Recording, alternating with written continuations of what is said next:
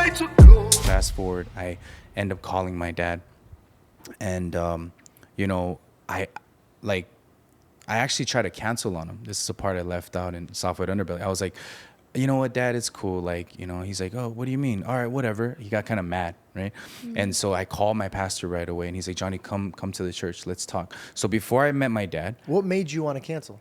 because I had all these thoughts. I was like, you're stupid. Oh, you were depending on your thoughts, and he Again, told you to avoid. Right. I was like, you're dumb. If he says, what if my dad goes, yeah, that's right, you should. And I'm just gonna sock kill him him. in the I'm gonna face. kill him. I'm gonna kill. It's not even a sock in the face, bro. I'm gonna kill him. And I'm a 2-strike And felon. by the way, I don't mean to be laughing. No, for sure. It's just comedic that you're like, I'm gonna have to kill him. Yeah, I was pissed, right? So I'm like, okay, what happened? And I had all these thoughts. And then so pastor comes, and again with food, he makes some fish for me. And he's like, Johnny, it's okay. He's like, but you have to think deeply about your thoughts too. I said, think about my thoughts. What are you talking about? He said, because think about it. Every single time you did drugs, were you like, I shouldn't be doing this? No, you're like, let's go, let's party. But it's weird, right? And I'm like, what do you mean? It's weird that you have these thoughts of apologizing to your father, and something is telling you, don't do it, don't do it, don't do it.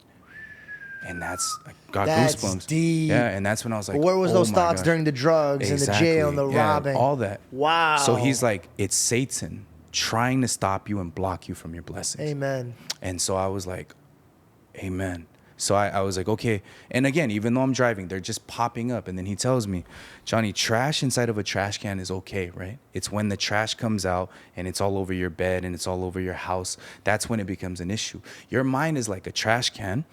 You will have those thoughts, just leave them there. It's okay. You don't have to have it come out and into fruition and in action. So when I went there, I saw my dad. It was tense. How did you bro. get back to having him on?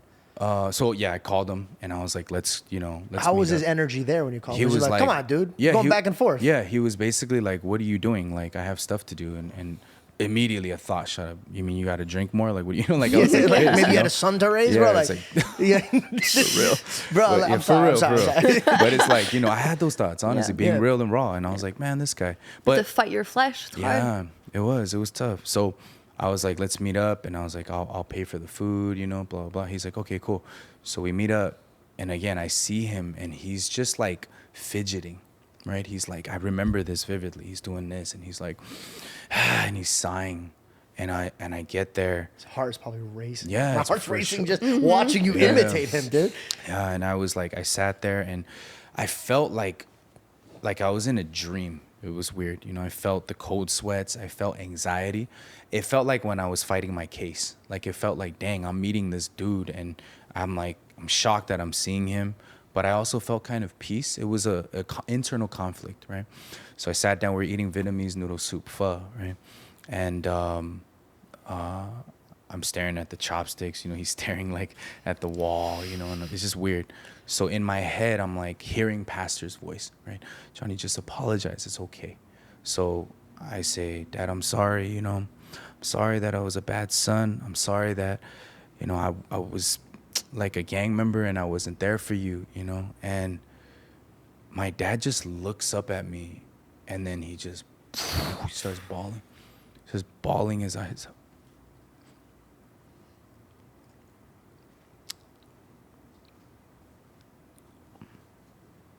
Sorry. No, Take please your take your time. time, bro.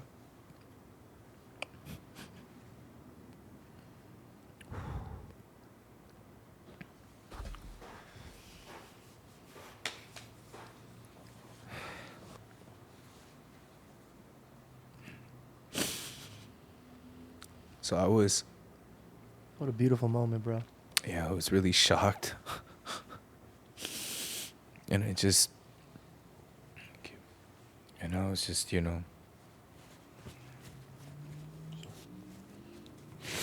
man. So I remember him just crying. And he's like, still has his hands clasped and he's like crying. And he's like, no, son. He's like, I'm sorry. He's like, I'm truly sorry for being a bad father. I'm truly sorry. He said,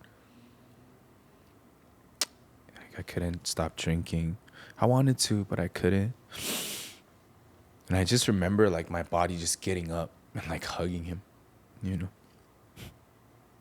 And it was like 20 some odd years of pain that was really gone. You know, when I think about that, I was so thankful. And then we sat there, you know, I didn't even care. I didn't care. I used to care about what people thought about me. Everyone's looking at us like, what the hell is going on, you know? But when I seen him, I was just like, dang, Dad, like, I told him, I remember hugging him. I said, I love you. And he just looked at me like, what the hell? How can you love me? And that's when all of Romans 7 came to my heart, truly. And I was like, wow, he didn't know. My dad really didn't want to be this way. He knew that he was messing up, but he had no control over himself. Like, I could finally see it. And, you know, I was just so thankful towards Pastor. Till this day, I still, you know, under the guidance of my pastor. And he always tells me the same thing every day. We have our morning meetings. Johnny, never trust your thoughts. Always remember where you came from. If you trust Johnny Chang, you don't trust the Bible. You trust Johnny, you can only end up in 3 places: prison, strung out on the streets, or dead. And, you know, that really hit me, you know. And, yeah, after that, it was just, I moved into the church. You know, my father was, like, seeing that I didn't have the homies over anymore.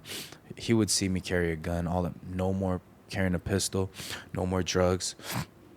And he was just like, dang, what? This guy changed. So he himself, actually, I didn't even have to preach to him. He goes with my mom and goes, I want to talk to this pastor. Like, who is this guy that changed my gang member son, you know, into living this way? Mm. And he went to my pastor, and my pastor preached the same thing. My dad cried too. I found out through my pastor that my dad had actually killed somebody, committed manslaughter at the age of 19. He killed somebody. And that's what he was drinking. So the whole time I was thinking, man, I want to murder this dude. He was murdering himself. Yeah. And I was like, dang, I didn't know. You know? How could you? And by the way, bro, you did your job. Amen. Do you know what I mean? I know that there's a part of you, the Johnny that your disciple is telling you not to listen to. Mm-hmm. I really, really want you to understand, bro. There's going to be a part of you that felt like, oh, man, I should have known. I should have this. I should have done that. Mm. God is forever the same yesterday, today, and tomorrow. Amen. The same way that you were telling that woman, like, I don't know why that young lady died with that bullet. I could confidently tell you, I know why God withheld that wisdom from you. Mm-hmm. Because there's going to be a time where you share it in the appropriate time to set not only other Johnnies, but their fathers away from where you were going. Amen. Your bloodline was in chains. And you're the one that stepped up and brought the Lord into your life. And then your fruits were so heavenly that even your father wanted to sit at the table with you. Yeah. Every knee shall fall, willing or non-willing. And because of you, sir, you, your father, your mother are willingly going to walk into that kingdom. Amen. So please don't ever hold any of that weight on you, man. Please don't. Please. Thank you, bro.